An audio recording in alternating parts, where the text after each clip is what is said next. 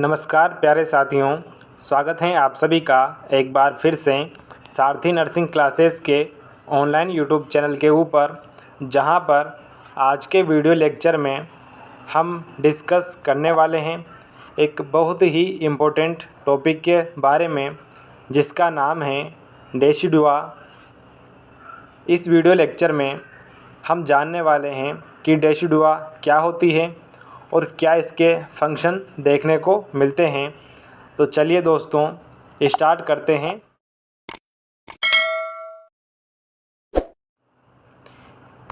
इसमें सबसे पहले हम देखते हैं decidua refers to the specialized lining of the uterus during pregnancy.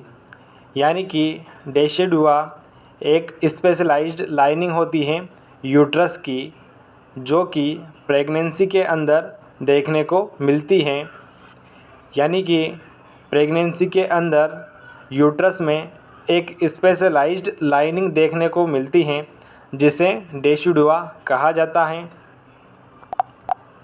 इसके बाद हैं it is a layer of tissues that forms an response to hormonal changes and serves as a supportive and protective environment for the developing embryo and later the fetus।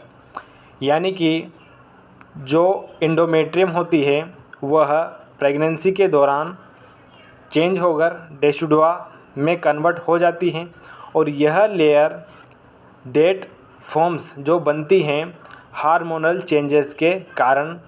यानी कि जो uterus की inner lining होती है, जिसे हम normally endometrium कहते हैं, यह इंडोमेट्रियम प्रेगनेंसी के दौरान हार्मोनल चेंजेस के कारण स्पेशलाइज्ड लाइनिंग बनाती हैं, जिसे डेसिडुआ कहा जाता है, जो कि supportive and protective environment create करती है। यानी कि जो एम्ब्रियो और फीटस को सपोर्ट प्रोवाइड करती है, उसे प्रोटेक्ट करती है यूट्रस के अंदर। इसके बाद हैं during early pregnancy after implantation has occurred the endometrium undergoes changes and becomes the decidua। यानी कि ईयरली प्रेगनेंसी के अंदर, यानी प्रेगनेंसी के शुरुआती दौर के अंदर, आफ्टर इम्प्लांटेशन, यानी कि इम्प्लांटेशन होने के बाद में जो इंडोमेट्रियम होती हैं उसके अंदर लगातार चेंजेस देखने को मिलते हैं, जिसके कारण से इंडोमेट्रियम डेसिडुआ में कन्वर्ट हो जाती हैं। इसी के आधार पर जो डेसिडुआ होती है वह 3 टाइप की देखने को मिलती हैं। इसमें सबसे पहले हैं डेसिडुआ बेसिलिस, सेकंड है डेसिडुआ कैप्सुलरिस, और थर्ड वन है डेसिडुआ पेराइटेलिस। यह 3 टाइप हमें देखने को मिलते हैं। इसके बाद हम चर्चा करते हैं एक डायग्राम पर, जिसके अंदर तीनों लेयर्स को दिखाया गया है। इसमें सबसे पहली लेयर है डेसिडुआ बेसिलिस, जो कि जो फीटस या कहें कि एम्ब्रियोब्लास्ट जहाँ पर इम्प्लांट होता है, जहाँ पर अटैच होता है, उसके नीचे वाली सरफेस को, या कहें कि उसके बीच वाली सरफेस को डेसिडुआ बेसिलिस कहा जाता है। इसके बाद सेकंड है डेसिडुआ कैप्सुलरिस, जो कि फीटस को कवर करती हैं। फीटस को कवर करने वाली लेयर को डेसिडुआ कैप्सुलरिस कहा जाता है। इसके बाद थर्ड वन है डेसिडुआ पेराइटेलिस, जो कि थर्ड लेयर देखने को मिलती हैं, जो कि यूट्रस को कवर करती हैं। इट मीन्स जो फीटस पार्ट होता है, जो फीटस होता है, उसके अलावा बचा हुआ यूटेराइन कैविटी का हिस्सा उसे हम डेसिडुआ पेराइटलिस के अंदर काउंट करते हैं। अब हम देखते हैं इसका एक एक करके डिस्क्रिप्शन। इसमें सबसे पहला है decidua बेसिलिस। This is the portion of the decidua that is located between the blastocyst, later the placenta and the uterine muscle। यानी कि जो फर्स्ट लेयर होती है डेसिडुआ बेसिलिस, यह डेसिडुआ का ऐसा पोर्शन होती है जो कि ब्लास्टोसिस्ट यानी कि जो जाइगोट या ब्लास्टोसिस्ट इम्प्लांट होता है वह जो आगे चलकर प्लेसेंटा बनाता है।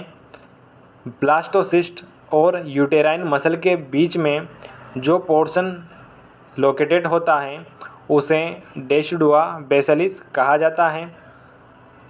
यानी कि सीधा कहें तो जो प्लेसेंटा होता है उसके नीचे वाली सरफेस को डेसिडुआ बेसिलिस कहा जाता है। इसके बाद सेकंड है It forms the maternal side of the placenta and is involved in nutrient and oxygen exchange between the mother and the developing fetus। यानी कि जो डेसिडुआ बेसिलिस होती हैं यह मेटर्नल साइड पर होती हैं जहाँ से प्लेसेंटा अटैच होता है और यह दोनों मिलकर वहाँ पर एक मैटरनल प्लेसेंटल जंक्शन बनाते हैं जिससे न्यूट्रिएंट और ऑक्सीजन का एक्सचेंज देखने को मिलता है मदर और फीटस के बीच में, जिसकी वजह से न्यूट्रिएंट और ऑक्सीजन ट्रांसफ़र होते हैं और फीटस की ग्रोथ देखने को मिलती है। यानी कि जो डेसिडुआ बेसिलिस लेयर होती हैं यह प्लेसेंटा के नीचे वाली लेयर होती हैं जो कि न्यूट्रिएंट और ऑक्सीजन सप्लाई करने में इम्पोर्टेंट होती हैं। इसके बाद अगला है डेसिडुआ कैप्सुलरिस। इसके बारे में देखते हैं। This is the part of decidua that surrounds the developing embryo and fetus। यानी कि जो डेसिडुआ कैप्सुलरिस होती हैं यह डेसिडुआ का एक पार्ट होती हैं जो कि डेवलपिंग फीटस को सराउंड करती हैं, कवर करती हैं। यानी कि जो कैप्सुलरिस लेयर होती हैं यह एम्ब्रियो को, फीटस को कवर करने वाली लेयर होती हैं। इसके बाद हम देखते हैं As the pregnancy progresses, the decidua capsularis expands and cover the embryo, contributing the amniotic sac formation। और जैसे जैसे प्रेगनेंसी आगे बढ़ती हैं, प्रोग्रेस होती हैं, जो डेसिडुआ कैप्सुलरिस होती हैं यह एक्सपांड होती हैं, फैलती जाती हैं और पूरे फीटस को कवर कर लेती हैं और यह आगे चलकर एमनियोटिक सैक बनाती हैं जो कि फीटस को कवर करता है और फीटस को प्रोटेक्शन प्रोवाइड करता है। इसके बाद अगली है डेसिडुआ पेराइटलिस जो कि थर्ड लेयर देखने को मिलती हैं। इसमें देखते हैं this refers to the remaining decidua that lines the rest of the uterine cavity do not occupied by the embryo और प्लेसेंटा। यानी कि पेराइटलिस लेयर डेसिडुआ की वह लेयर होती है जो कि शेष बच जाती हैं, रिमेनिंग बच जाती हैं। यानी कि जब प्लेसेंटा और फीटस डेसिडुआ बेसिलिस और डेसिडुआ कैप्सुलरिस से कवर हो जाते हैं, अटैच हो जाते हैं, उसके बाद में यूटेराइन कैविटी का जो पार्ट रिमेनिंग बच जाता है उस पार्ट को डेसिडुआ पेराइटलिस कवर करती हैं। यानी कि कहें तो जो फीटस होता है और जो प्लेसेंटा होता है यह कंप्लीट यूटेराइन कैविटी का ओनली 30% पार्ट कवर करता है इनिशियल प्रेगनेंसी के अंदर। बाकी रिमेनिंग जो पार्ट बचता है यूटेराइन कैविटी का 70% वह डेसिडुआ कैप्सुलरिस के अलावा डेसिडुआ पेराइटलिस कवर करती हैं।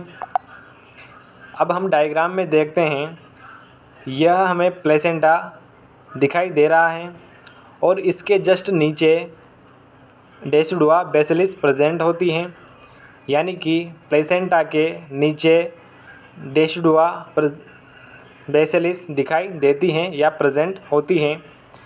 इसके बाद अम्बिलिकल कॉर्ड जो कि फीटस को प्लेसेंटा से अटैच करती हैं, एमनियोटिक कैविटी जिसके अंदर एमनियोटिक सेक प्रेजेंट होता है, एमनियोटिक फ्लूइड प्रेजेंट होता है जो कि फीटस को प्रोटेक्ट करता है। इसके बाद में दूसरी लेयर हमें देखने को मिलती हैं डेसिडुआ कैप्सुलरिस जो कि कंप्लीट फीटस को कवर करती हैं। जैसा कि डायग्राम में दिखाया गया है, फीटस को कवर करने वाली लेयर को डेसिडुआ कैप्सुलरिस कहा जाता है। इसके बाद जो थर्ड लेयर होती है उसे हम डेसिडुआ पेराइटलिस कहते हैं और यह डेसिडुआ पेराइटलिस यूटेराइन कैविटी को कवर करने वाली सरफेस होती हैं, यानी कि फीटस और प्लेसेंटा के अलावा जो यूटेराइन कैविटी का पार्ट होता है बचता है उसे हम डेसिडुआ पेराइटलिस के अंदर काउंट करते हैं। इसी तरह अगले इमेज में हम देखते हैं और क्लियरली इसमें जो डेसिडुआ बेसिलिस देखने को मिलती हैं, यह फर्स्ट लेयर जो कि प्लेसेंटा के नीचे देखने को मिलती हैं। जो सेकंड लेयर होती है डेसिडुआ कैप्सुलरिस, यह फीटस को कवर करती हैं और इन दोनों के बावजूद जो पार्ट बचता है यूटेराइन कैविटी का उसे थर्ड लेयर कवर करती हैं, जिसे डेसिडुआ पेराइटलिस कहा जाता है, जो कि यह रिमेनिंग पोर्शन देखने को मिलता है जो कि प्लेसेंटा और फीटस के बाद में यूटेराइन कैविटी में बचता है। इस तरह से 3 लेयर देखने को मिलती हैं यूटेराइन कैविटी के अंदर। तो ये था दोस्तों आज का हमारा एक इम्पोर्टेंट टॉपिक। आई होप आज आपको पसंद आया होगा। इसी तरह के और वीडियो लेक्चर्स के लिए बने रहिए हमारे साथ। Thank you so much. Subscribe कीजिए हमारे चैनल को और बेल आइकन को दबाइए हमारी लेटेस्ट वीडियो सबसे पहले देखने के लिए।